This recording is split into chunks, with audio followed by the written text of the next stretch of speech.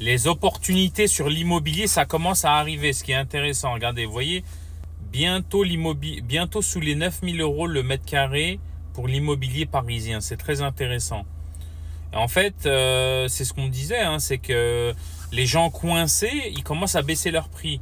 Ceux qui sont coincés, après les autres, ils peuvent attendre 10 ans, ils s'en foutent, ils payent les taxes locales, etc. Et il n'y a pas de problème. Mais on voit que ça commence à baisser. Vous voyez, il commence à y avoir des opportunités.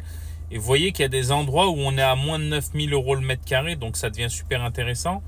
Sachant que le marché de l'immobilier dans l'Île-de-France, il est tendu. Donc en fait, vous avez beaucoup de locataires, vous voyez ce que je veux dire? Vous avez, regardez là, vous voyez la courbe, elle commence un petit peu à baisser. Là, on va voir après les zones où vraiment c'est le plus intéressant.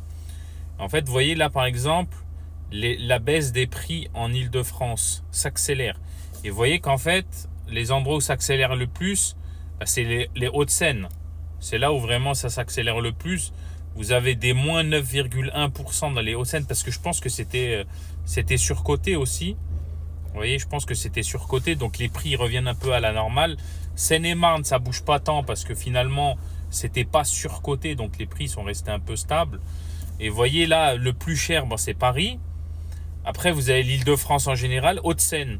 Donc Hauts-de-Seine, c'est intéressant. Et puis c'est des zones assez cool, je pense, pour la revente aussi. Donc voilà, il y a des opportunités. Maintenant, c'est une bonne nouvelle. Et ceux qui ont un peu de liquidité, c'est toujours la même chose, hein.